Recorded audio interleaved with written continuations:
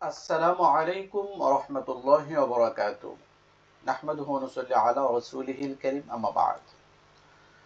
আল্লাহ রাব্বুল আলামিনের কাছে অসংখ্য শুকরিয়া যে আল্লাহ রাব্বুল আলামিন আজকে আমাদের এই রমাদান ফ্রি কোরআন শিক্ষা কোর্সে অংশগ্রহণ করার তৌফিক দান করেছেন। আপনারা নুরুল কলাম একাডেমিতে পড়াশোনা করছেন ইনশাআল্লাহ। আশা করি আপনারা ভালোভাবে পড়বেন। তো আজকে আপনাদের যেটা আমরা যেটা তাজউীদ সহকারে পড়ি বা নুরানি পদ্ধতিতে পড়ি, আমরা অনেকেই বলে থাকি আসলে তাজউীদটা কি, সেটা যদি আমরা বুঝতে না পারি তাহলে আমাদের মূল লক্ষ্য থেকে আমরা হারিয়ে যাব।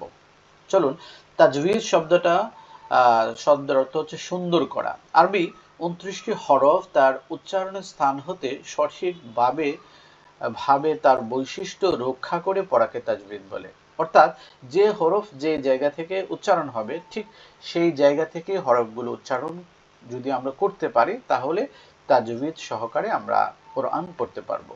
আর পবিত্র কোরআন বিশুদ্ধ উচ্চারণে পড়ার জন্য পড়তে হলে তাজউীদ অবশ্যই অপরিহার্য। নুরানি পদ্ধতি হচ্ছে এমন সিস্টেম যে সিস্টেমে একবার পড়লে আপনার আর কোনো মাধ্যম লাগবে না যে এগুলোকে সহায় করার জন্য। আমাদের স্লোগানটা আপনারা সবচেয়ে মনে রাখবেন, বিশুদ্ধ উচ্চারণের জন্য বিশুদ্ধ হরফগুলো উচ্চারণ করা জরুরি। বিশুদ্ধ উচ্চারণের জন্য বিশুদ্ধ হরফগুলো উচ্চারণ করা জরুরি। তার আগে আমরা একটু দেখে নিই যে ভুলগুলো আসলে কি। লাহান অর্থ ভুল। লাহান মূলত দুই প্রকার, একটা হচ্ছে জলি, একটা হচ্ছে খফি। একটা হচ্ছে বড় ভুল আর একটা হচ্ছে ছোট ভুল। বড় ভুল হলো যে ভুলে অর্থের পরিবর্তন হয়ে যায়, নামাজ নষ্ট হয়ে যায়, এই ধরনের ভুলকে লাহানে জলি বলা হয়। আর যে ভুলে সৌন্দর্য নষ্ট হয়ে যায়, অর্থের কোনো পরিবর্তন হয় না, তাকে লাহানে খফি বা ছোট ভুল বলে। দেখুন, ফর অ্যান এক্সাম্পল, এখানে আল্লাহ রাব্বুল আলামিন দেখুন একটা কোরআনের একটা শব্দ দিয়ে দিয়েছেন এখানে কুল, অর্থ মূলত বলুন। কিন্তু এই বলুন শব্দটা আল্লাহ রাব্বুল আলামিন নবীকে সম্বোধন করে বলেছেন, হে নবী আপনি বলুন আল্লাহ এক অদ্বিতীয়, যেমন কুল হুয়াল্লাহু আহাদ। আরেক জায়গায় দেখতে পাচ্ছেন কুল, কুল অর্থ মানে খাওয়া। তো এখন যদি বলি কুল হুয়াল্লাহু আহাদ, হে নবী আপনি খান আল্লাহ এক অদ্বিতীয়, এই ধরনের বড় গুনাহ হয়ে যাবে, অর্থের পরিবর্তন হয়ে যাবে।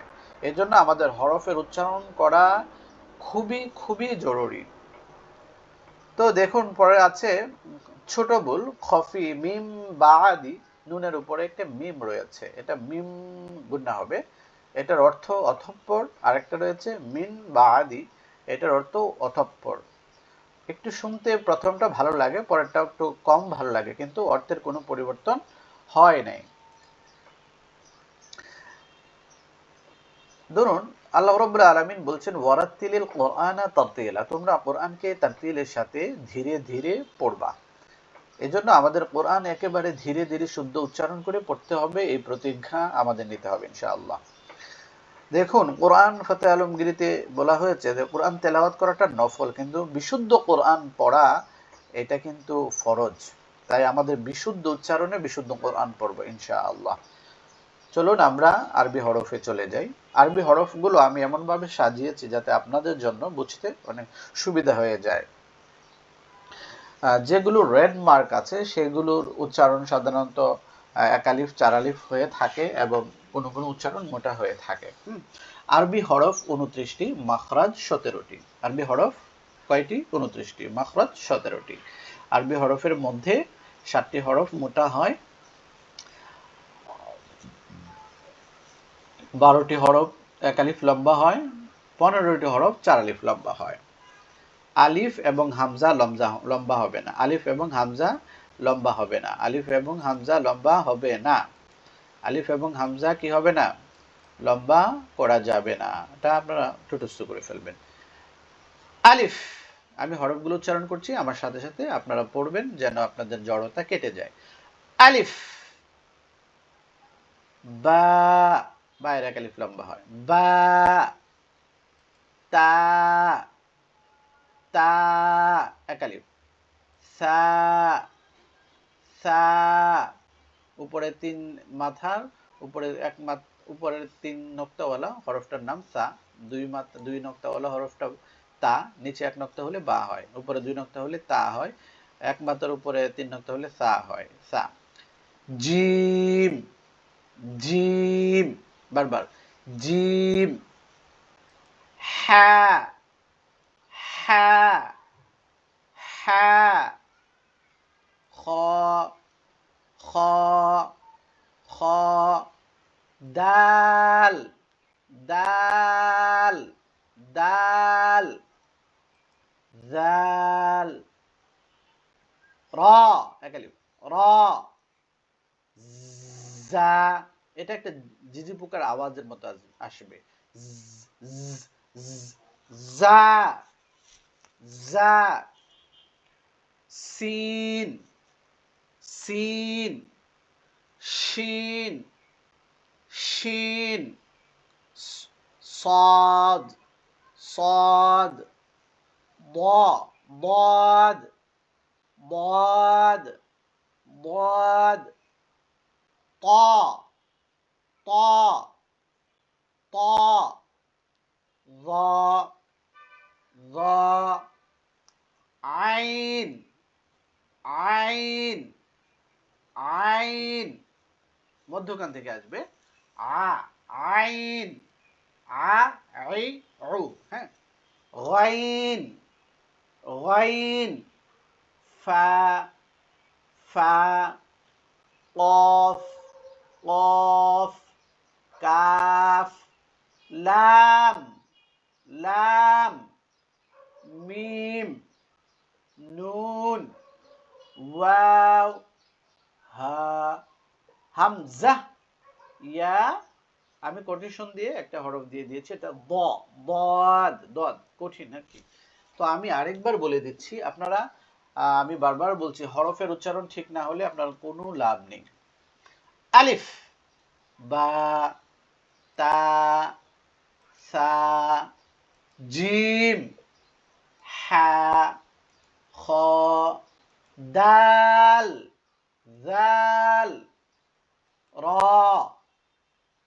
জা, সিন, শিন, صاد، ضاد، طا، ظا، عين، غين، فا، قاف، কাফ, লাম, মিম, নুন, ওয়াও, হা, পাতলা হবে, হা। হামজা, হামজা। হাম পাতলা হবে, হামজা। ইয়া, বদ। বারবার পড়বেন, না হলে কিন্তু সঠিক হবে না। আমরা পরের পৃষ্ঠায় যাচ্ছি। সেটা আমরা বলেছি এটা পরীক্ষা, এবং এখানে আমরা এমনভাবে সাজিয়েছি যেন আপনার মুখের জড়তাগুলো ঠিক হয়ে যায় এবং হরফের উচ্চারণগুলো যেন ঠিক করতে পারেন। আপনারা এগুলো চিনেন কিনা সেটা হলো আপনাদের পরীক্ষা।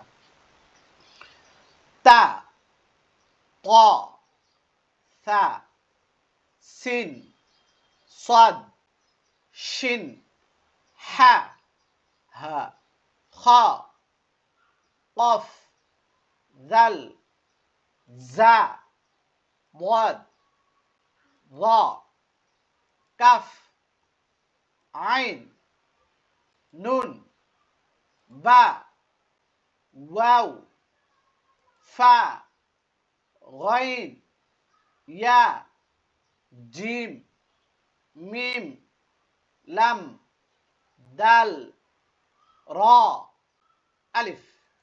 এগুলো মুখের ব্যায়ামের জন্য একটু দ্রুত পড়লে ভালো।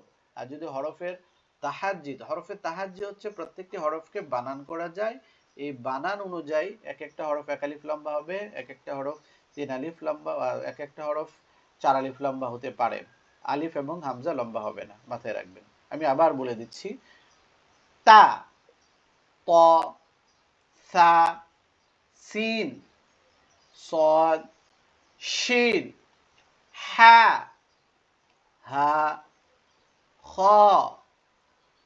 কফ, জাল, জা, ضاد، ظا، কাফ, আইন, নুন, বা, ওয়াও, ফা, গইন, ইয়া, জিম, মিম, লাম, দাল, র, আলিফ।